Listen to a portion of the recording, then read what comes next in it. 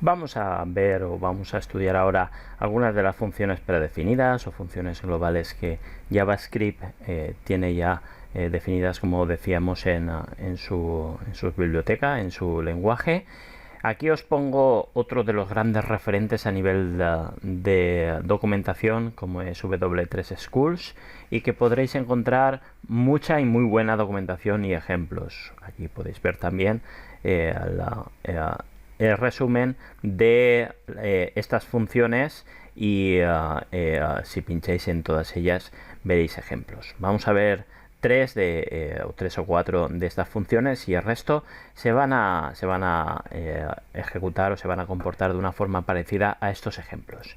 Fijaos que, aunque no lo hemos visto, la interacción de los eventos con los botones, para que lo tengamos todo resumido en un mismo sitio, vamos a hacer tres ejemplos. Una es evaluar, otra es si es un número y la tercera es cómo convertir entre diferentes tipos. El código, vais a ver que aquí tenemos las funciones que van a llamar a tres lugares diferentes. La primera es la de evaluar y va a utilizar la función eval, y nos va a justamente hacer lo que la función dice, que es evaluar la operación que nosotros le introduzcamos por pantalla. Vamos a verlo. Cuando yo le doy a evaluar, me dice que quiere que le diga una operación y yo la voy a evaluar, por ejemplo, y me dice que es 11. Es decir, es muy sencilla y nos sirve para, por ejemplo, tener strings de aritmética en la base de datos o strings de aritmética introducidas por el usuario y que se pueden evaluar fácilmente.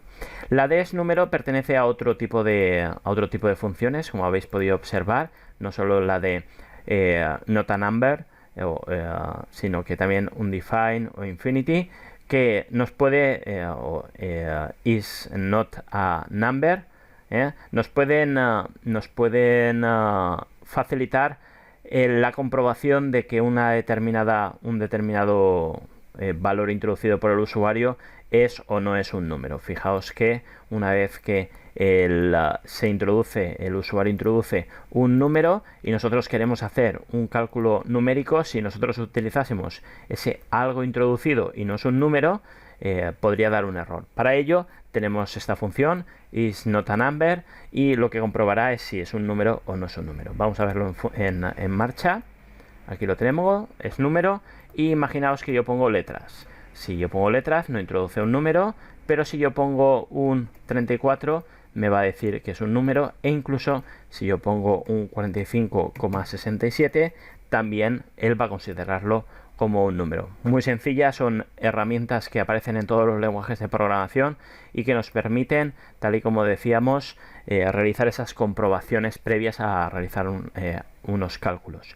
Por último, aunque JavaScript sea un lenguaje poco tipificado, si habéis visto, cuando nosotros definimos una variable, nunca ponemos de qué tipo es. Es decir, esto no, a priori no decimos que es un numérico, un string, como puede pasar en Java.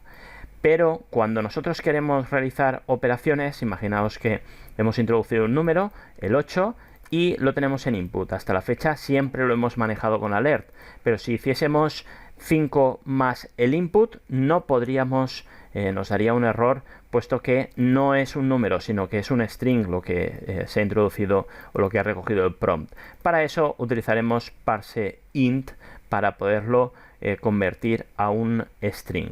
Imaginaos también, ya lo vimos, si necesitamos convertir un número o algo en un string para hacer determinadas operaciones. Imaginaos que tengo el 100.000 y quiero convertirlo a un número para concatenarlo a otro string, ¿vale? Entonces utilizaríamos, he dicho antes número, convertirlo a un string. Utilizaríamos string, igual que podemos utilizar number para convertir a números, ¿de acuerdo? Estas dos ya la hemos visto.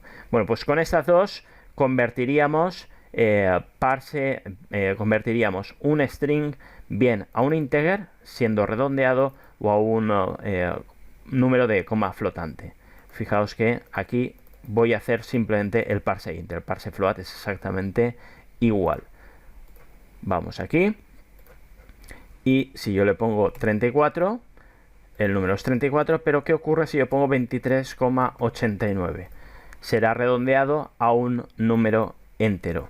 La combinación, ya lo podéis imaginar, para poder realizar este parse int y que funcione bien, es que primero se haga is not a number para saber si es un número o no es un número.